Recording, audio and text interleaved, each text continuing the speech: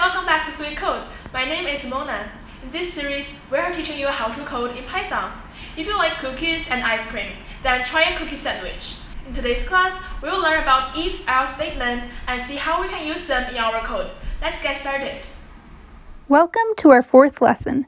Today, we will talk about a fundamental concept in coding, if-else statements. Let's begin by talking about conditionals. Conditionals are structures that use conditions to determine whether certain pieces of code must run. One very common example of conditionals are if-else statements. So how exactly do conditionals work? Before we answer this question, we need to take a step back and talk about Boolean operators. You may recall a short discussion of Boolean operators from our last video. Python has 3 Boolean operators that it uses to connect Boolean values together. In English, these operators are and, or, and not. The OR operator works by returning true if either of the Booleans it is connecting are true. For example, the conditional num equals 3 or num equals 4 will return true if either of those statements is true. The not operator works by negating the value of any given Boolean. For example, this statement will return true if num equals 2 is false. In other words, it checks whether num does not equal 2. Finally, the AND operator returns true when both of the Boolean values that it is connecting are true. For instance, if the statement num times 2 equals 4 and num minus 2 equals 0 is true, both of the inner statements must be true, so num must equal 2.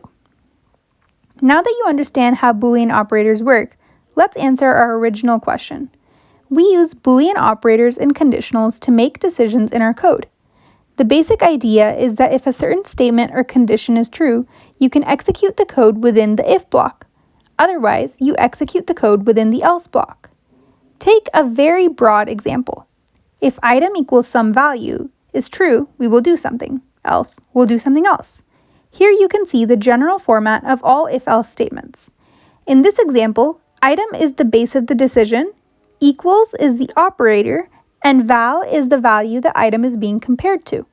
Here, we have 2 conditions, each with a specific action that will only be performed if that condition is true. Let's apply this to a real-world example. If it is snowing outside, you can make a snowman. Else, you can play on the playground. In this case, entering the else block implies that it is not snowing outside. How can we use conditionals and Boolean operators to determine if a given number is odd or even? Take a moment to think. The main step to determining if a number is even or odd is to mod the number by 2. If the answer is 0, the number is even, and if the answer isn't 0, the number is odd. While this code works, it can be simplified. We can replace the second condition with an else statement, because if a number isn't even, it has to be odd by default. And that's it. Now, let's generalize this example to all if-else statements in standard Python syntax. In general, if-else statements can have 3 categories of conditionals: if, else if, and else. Every statement begins with a single if case, followed by any number of else if cases, and finally ending with a single else case. In an if-else block, all 3 cases are related to a single decision.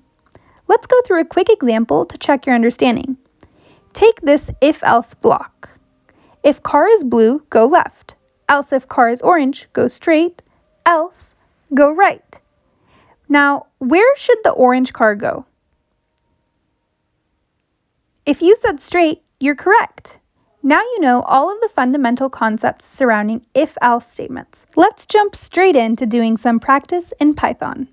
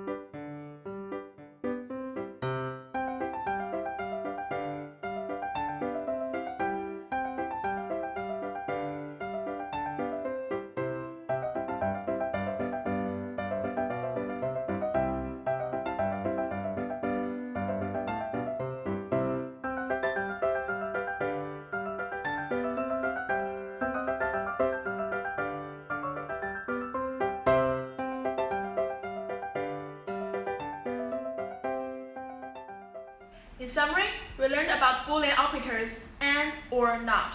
We also practiced if-else statement in our code to make choices. You are one step closer to build your own final project. In the next lesson, we'll learn about for-while loop and see how they can make your code more efficient and powerful. Please like and subscribe to our channel to see more videos in the future, and leave a comment to give us your feedback. See you next time. Bye!